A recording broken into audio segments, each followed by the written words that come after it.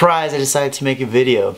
I know I've been lacking on videos here and on misconduct, but with school starting up, it's been really hard to film some stuff on the side. So what's the point of this video?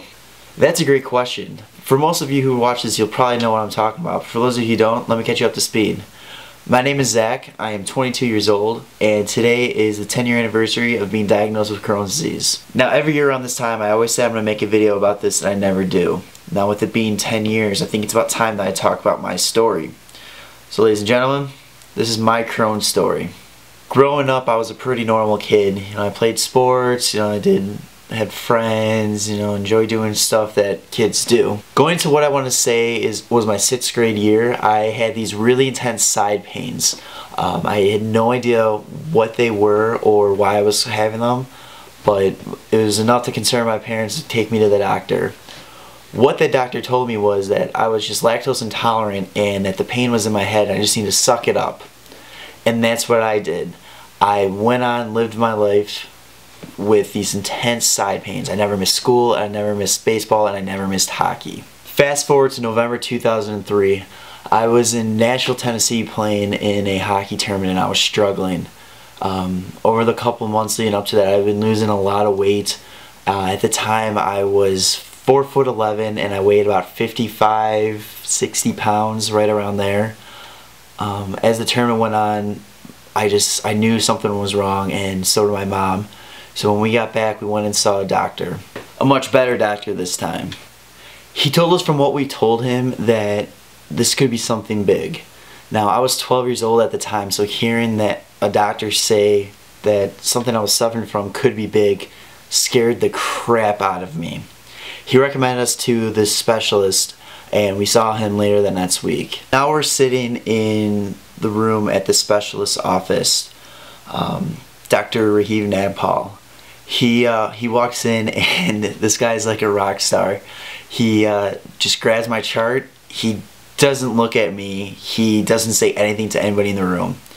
When he finally does look up, he just starts rattling off all these tests he wants to get done ASAP. This man knew exactly what he was looking at and what he was doing, and I think at that time he already knew what was going to happen after these test results came in. Next week I lived at the hospital. I had a colonoscopy done, I had an upper GI done, and I had a handful of blood tests done. So November 18, 2003. I remember that day perfectly. It was rainy, it was cold. My dad had to work, so it was me and my mom sitting in the doctor's office getting the results of all the tests. Dr. Nagpal walks in, shakes my hand, shakes my mom's hand, asks how we're doing, and at this point I'm just ready to just scream at him and tell me what's going on. He took a deep breath, looked at me, and he said, "You have Crohn's disease." 12 years old, hearing something like that, it was scary. And then the next thing he said, well, the next few things he said, these are the only things I remember, was hearing uncurable and lifelong. Now, being 12 years old, you expect hearing things like Santa's not real, Easter Bunny's not real.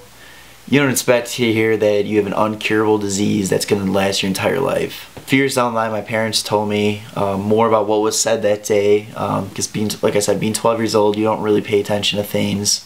Once you hear something big, you just kind of zone out.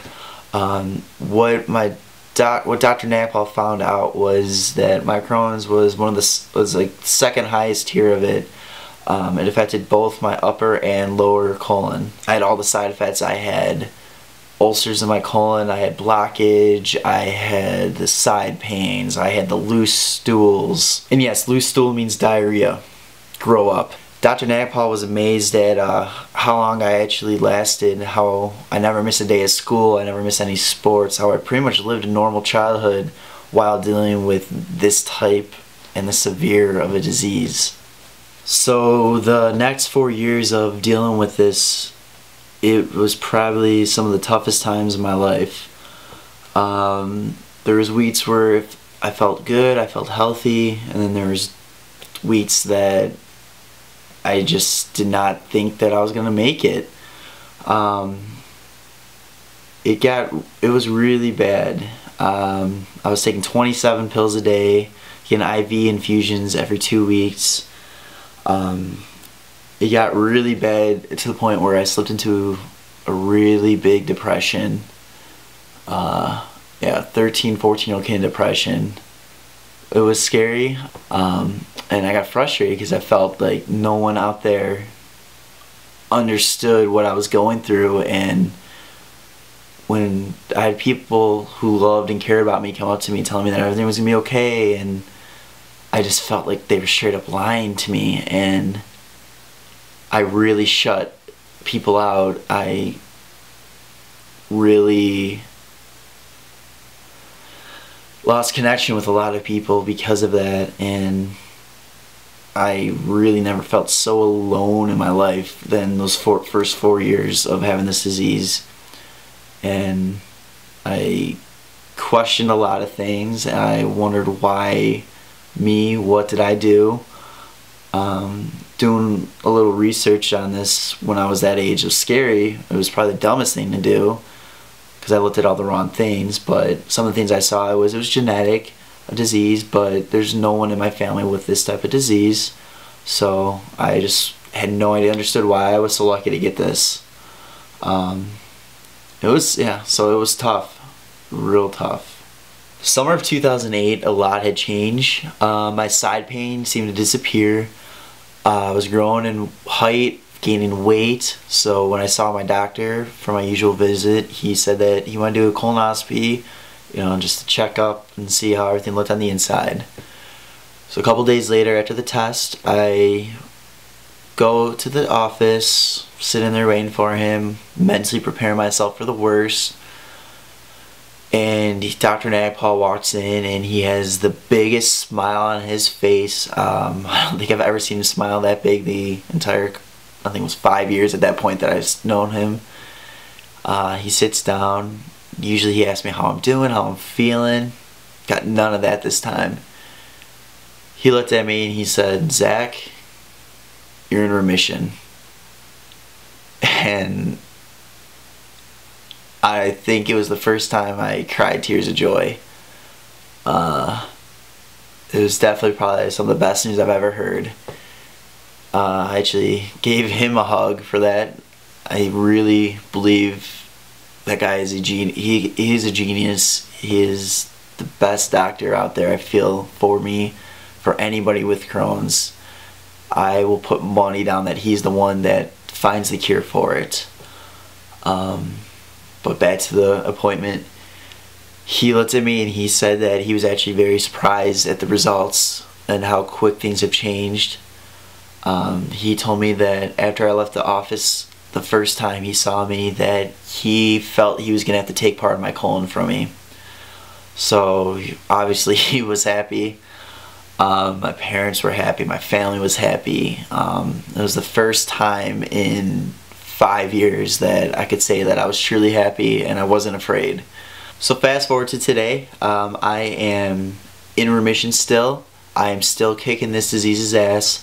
I'm down to 3.5 pills once a day. I'm no longer getting Remicade, the IV infusions anymore.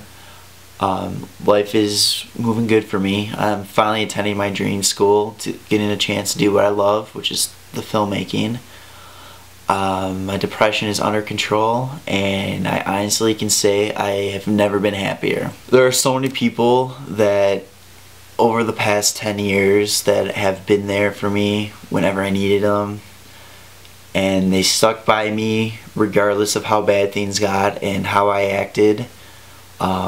So my mom and my dad, I love you guys both for everything you've done for me and for everything you continue to do for me. Mima, my grandma, you have taken me those Remicade infusions, always being there for when I needed you to be. Poppy, my grandpa, even though he's no longer with us, he was a huge support for me. And I miss him every day, and I hope that he's looking down and he's proud of what's going on, and he is happy that I'm at where I'm at, and I know he might have had something to do with this a little bit. My brothers, Stuart and Ethan, you guys are a pain in my ass, but I love you anyways. And last but my doctor, Dr. Nagpal, would not be where I'm at without him for sure. He knew exactly what to do, and I feel if I was at any other doctor, it could have been a lot worse. So I thank you for everything. Well, I'm sure you guys are tired of hearing me talk, and I'm pretty tired of talking, but let me leave you with a couple things. This is the invisible disease. What that means is just because someone looks healthy on the outside doesn't mean they aren't hurting on the inside. If someone tells you they're sick, please do not tell them that they're lying or they're faking it. One of the worst things that I had to deal with was when I told people that how I was sick or all that. They didn't believe me. They called me liar. They called me liar to my face. Like, that hurts, and people don't understand what you're going through, and you don't know what other people are going through. So if someone tells you they're sick, just be supportive. My advice for anybody with Crohn's or colitis, it's just this: keep fighting. I know it's hard. I know it seems so much easier just to stop and give up and just let this take over, but do not. Stay strong, keep fighting, keep thinking positive. It will get better. It's different for everybody, but if you just keep fighting and you just believe in yourself and you do what you can, I mean, it will get better. And I know it's kind of cliche to say that, but I truly believe in it. Thanks for checking out this video. It's something that I really wanted to talk about. Obviously it's really close to me, and it's something that I feel more people should know about. I want to do so much more with this down the line. I want to actually start my own foundation. I really do want to help people. I'm hoping to start making more videos for this channel. It'll be less serious and more entertainment based. So subscribe if you want. Also, any cronies who watch this video, tweet me. I'll put my Twitter in the description. Tweet me your story. Make a video. I know that YouTube took away video responses, but if you make a video, tweet me the video. I love to hear what everybody else is going through, and I want to hear everybody else's story. And if you need help or you just want someone to talk to, feel free to contact me. I'll be more than happy to listen and be a shoulder to cry on if that's what you need, or someone to give you support. Yeah, so thanks and enjoy your day.